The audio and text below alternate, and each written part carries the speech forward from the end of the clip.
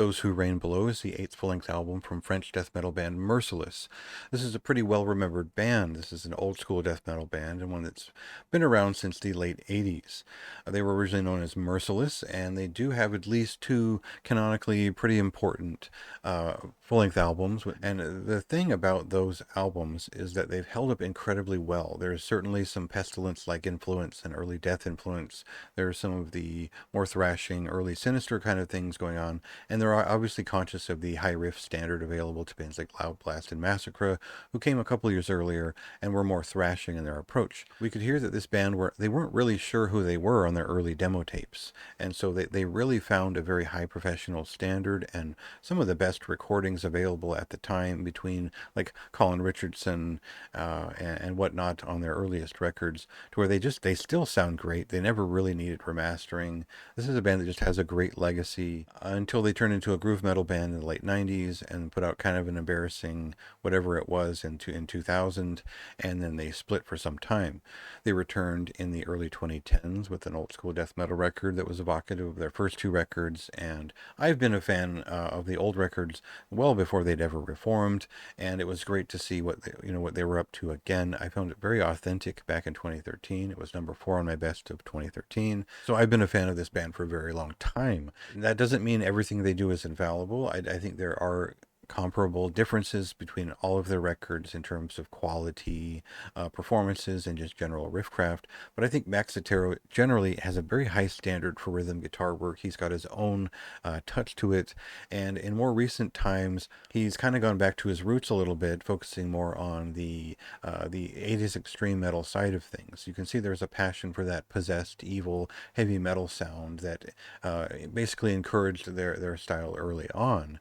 And we saw that in a recent EP, and now we're finding it delivered on this album. So what this record is kind of an old school death metal record, but not necessarily directly honed on their old sound back in the early 90s. We'll cut to a clip here and get an example, and I'll kind of describe what's different here. Stop reality, rise of the world, doing your agony, unstoppable destiny, kingdom of souls.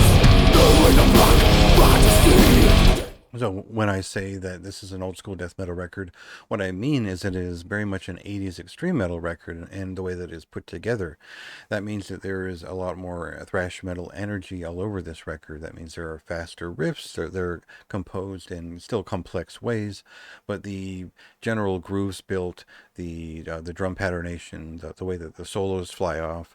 There's certainly a bit of Morbid Angel in there here and there, which has not always been a thing in their sound, but there's also just more thrash metal riffs in general finding their way into their death metal movements, and they really do flex the general aptitude of the band while still keeping the production values classic in their feel.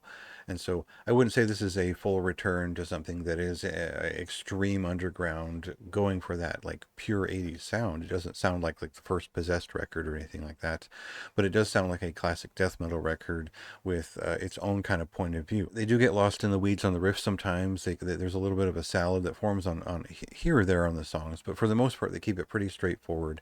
They keep the leads coming, and the pace is always up throughout this whole record. It doesn't really slow down too much. There's a couple of slower points on the second half, and overall I think the quality is way up. I liked the previous record from the band. I think this one sounds just a little bit better. The production values are a little bit more classic to my ear. It's kind of the sound that I want from Mercyless, and as a fan for a long time, I think this is a good standard to stick with, and they've pretty much kept it up to this point beyond 2013. And I see no sign of faltering in terms of conveying pure death metal in a way that is merciless, but also just classic in general. So for me, this was a high recommendation. I would say it's verging on a moderately high recommendation. I think this is a very straightforward death metal record in some ways, but also something that will feel pretty fresh compared to what's out there right now. I think there's a lot of energy in it. I like the production values and the way they stand. It's got a very classic sound. And so everything is very well considered, from the album art to the lyrics and the presentation. It feels like they're trying to create blasphemic death metal in the old school style, and they do a great job of it overall. I wouldn't even be talking about this record if it didn't have riffs, and of course it does. So if that's your kind of barrier for entry, you go for it. I think that's pretty safe there. There's plenty of riffs all over this thing. So check it out for yourself. See what you think. It released today on October 25th. And read my review for more in-depth thoughts on the whole thing.